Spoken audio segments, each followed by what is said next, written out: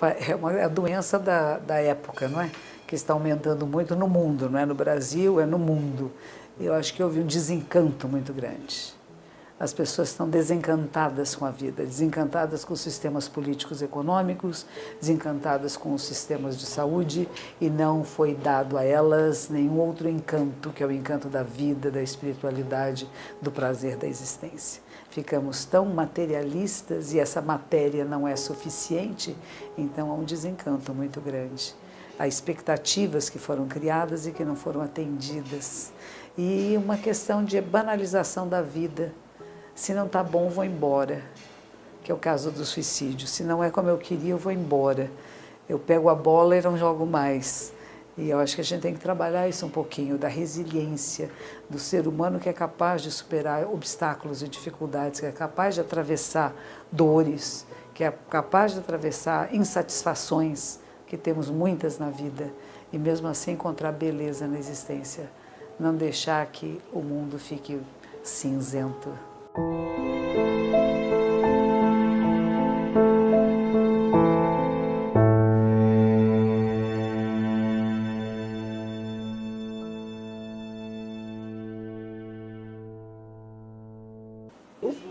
O primeiro aspecto que Buda fala chama Dukkha, D-U-K-H-A, e significa insatisfação.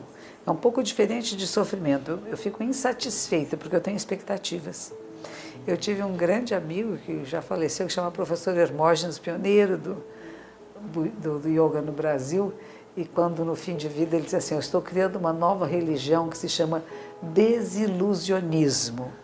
Que cada vez que você tem uma desilusão, alegre-se, porque está mais próximo da verdade.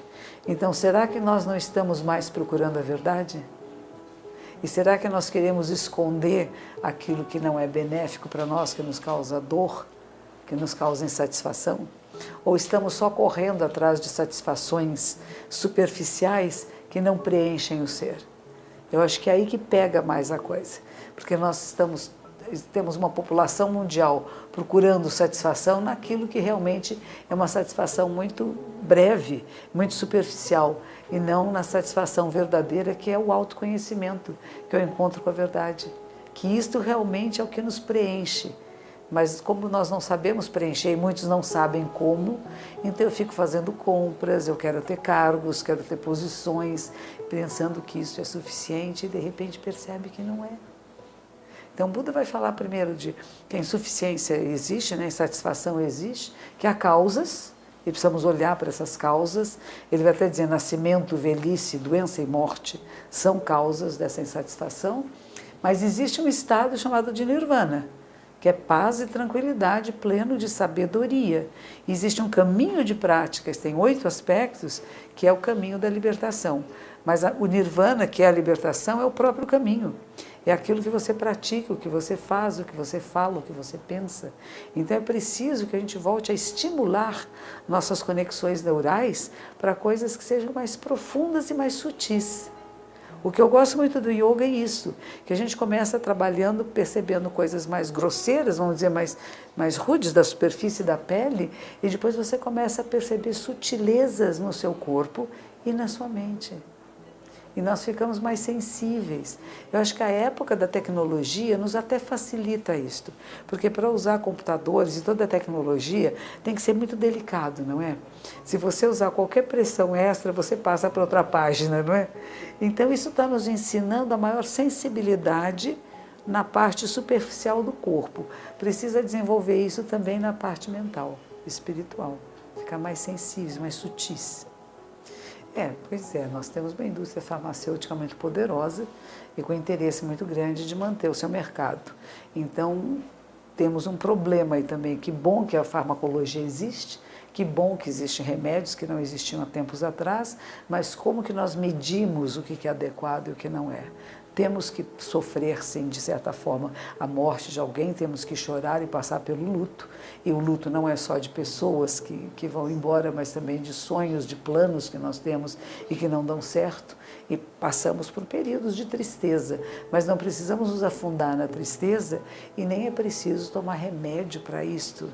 O remédio ele é necessário quando a pessoa entrou também num círculo vicioso tão profundo, como um redemoinho, e que ela está lá no fundo, ela não consegue mais dar impulso para se levantar. Então o remédio seria o impulso para que a pessoa viesse de novo à superfície, mas não pode ficar tomando para sempre. Alguns sim, outros não, mas nós temos que saber avaliar isso.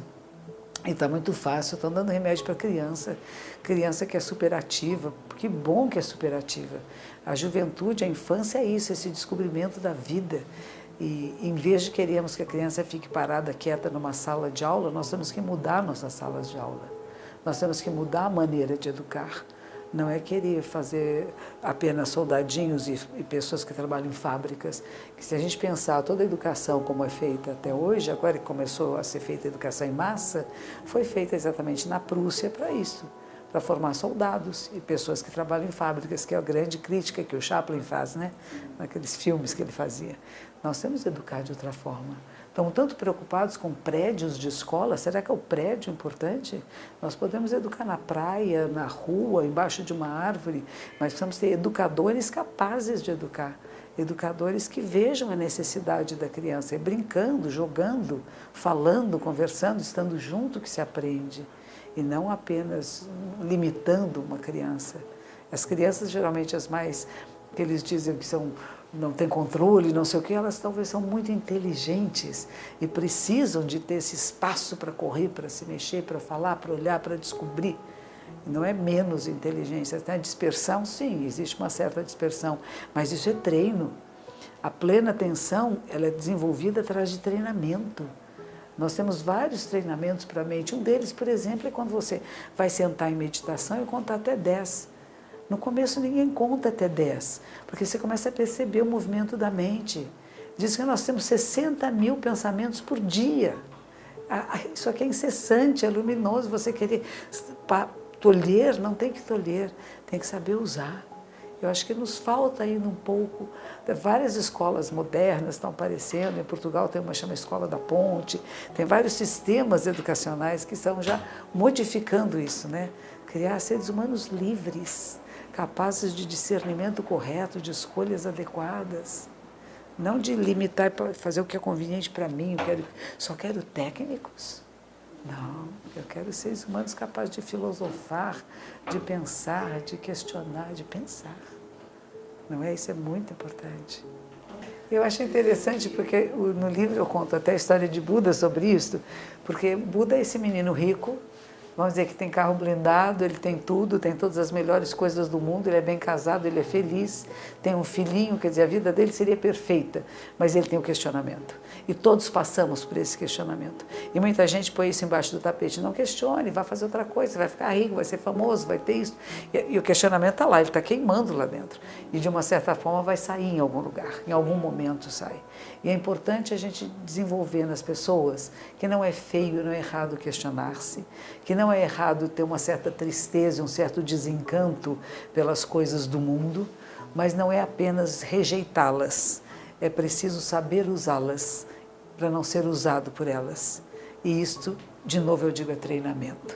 E nós precisamos de pessoas que possam ser inspiradoras de outros seres humanos, para que possam começar a perceber que a dor que eu sinto é do meu crescimento espiritual e que ele precisa doer sim, e precisa atravessar esse lugar. Não pode esconder, pôr para trás, dar um remedinho e dizer fique bem, fique bem. Não é ficar bem, é questionar-se qual o sentido da vida, que propósitos eu posso dar à minha vida. E não dizer, não tem propósito, é comer, beber, sexo, dormir. Não, não é, porque isso não vai dar a satisfação verdadeira. Porque somos humanos, e como humanos temos inúmeras necessidades. E nós ficamos muito apegados às necessidades superficiais, que são importantes. A reprodução humana é importante, a alimentação é importante, saúde é importante, né? Mas sem ter um outro respaldo mais profundo, aquilo que realmente dá significância à sua vida, a vida vai perdendo sentido. E se perde o sentido, eu quero ir embora, porque está sem sentido. A vida em si tem um pulsar tão importante que as pessoas têm que voltar a se conectar com ele, né? Eu acho que muito cedo eu comecei a me questionar. Eu aprendi poesias, e poesias que minha mãe ensinava eram poesias de questões sociais. Tinha duas poesias que foram muito importantes, uma chamava O Moleque Bacurau, que é a história de um menino negro que não tem acesso a docinhos na rua, que passa uma pessoa vendendo doce, não, os branquinhos não brincam com ele. E isso tudo era muito comovente para mim. A primeira poesia com 6 anos de idade que eu declamei era isto. E a segunda era do menino branquinho de olhos azuis, que ele vendia jornais na esquina, só que ele não sabia ler. E ele começa a dizer o crime de hoje era o pai dele, o criminoso que foi preso, e ele não sabia.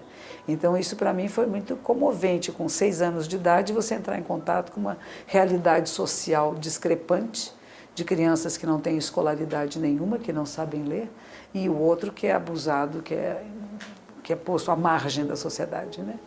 Eu acho que aí começa um questionamento, que muitas outras crianças poderiam não ter tido nessa idade, né? Então eu começo a perguntar o que é isso, para que serve a vida, o que estamos fazendo aqui? Que ensinamentos são esses que a família segue em teoria, mas não põe em prática? E aí começa a me questionar sobre a igreja, sobre a família, sobre tudo que está acontecendo. E mais tarde, quando eu encontro o Zen, a meditação, eu falei, não, isso dá sentido, isso faz sentido.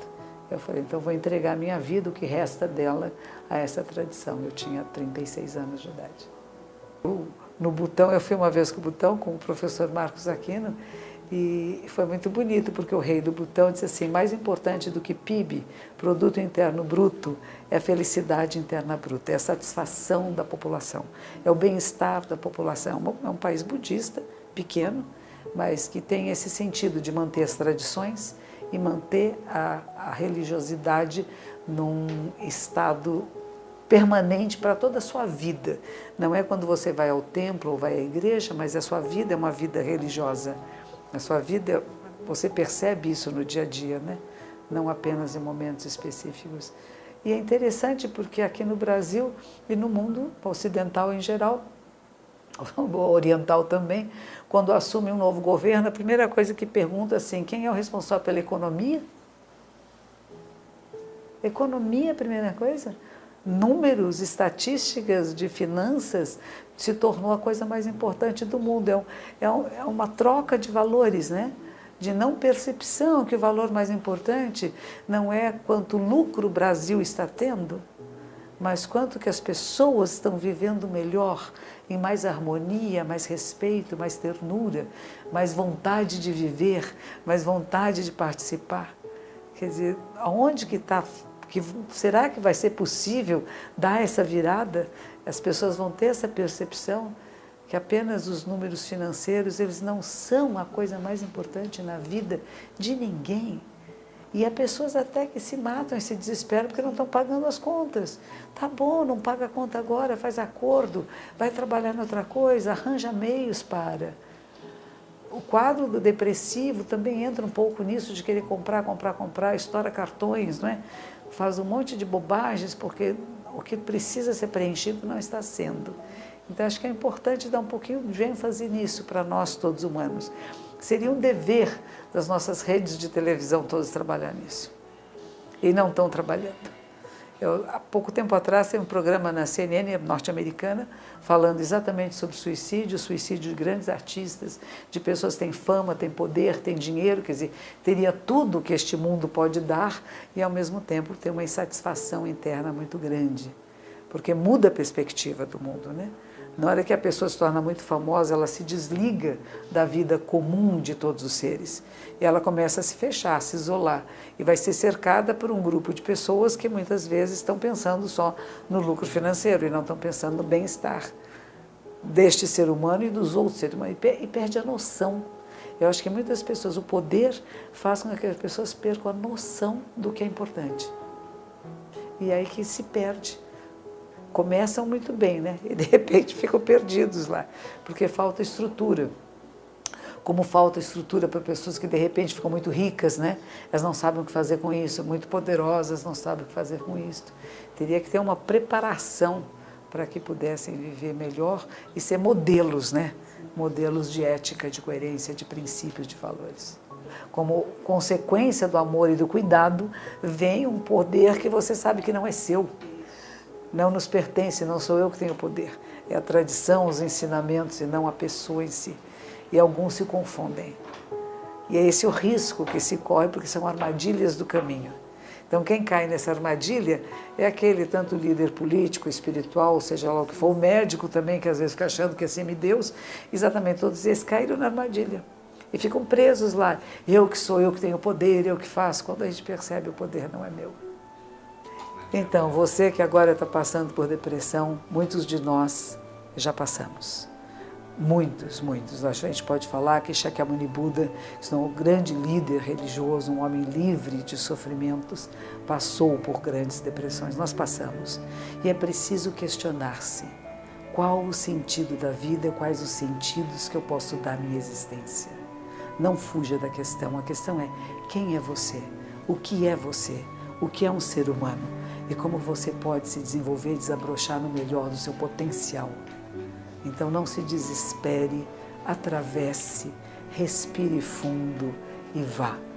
Depende do caminho que você escolha, a tradição espiritual que você esteja envolvido, ou se não tiver nenhuma, que alguma filosofia que possa te ajudar nessa caminhada. Essa caminhada do autodescobrimento. Quem é você? O que é você, ser humano? O que nós podemos fazer nesses breves anos que temos aqui como vida adulta? Não tenha medo e nem pressa. A morte é garantida para todos nós. Não tenha pressa de chegar lá. Não apresse o barco. Deixe que ele vá correndo nessa correnteza. E o que você acha que é tristeza hoje, amanhã pode ser um aprendizado grande e trazer alegrias. Não se entregue.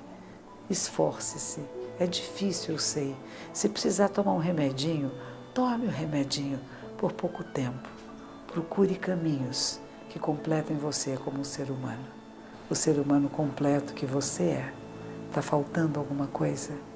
Preencha com amor, com cuidado, com ternura, com sabedoria e com compaixão. Envolva-se com pessoas que precisam de ajuda e você vai sair desse lugar. Força, confiança e fé.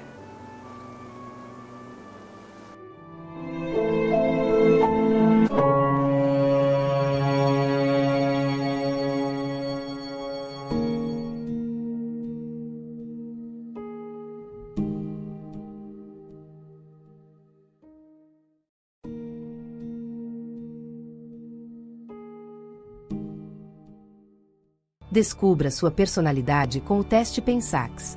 Faça o teste grátis e comece sua jornada de autoconhecimento.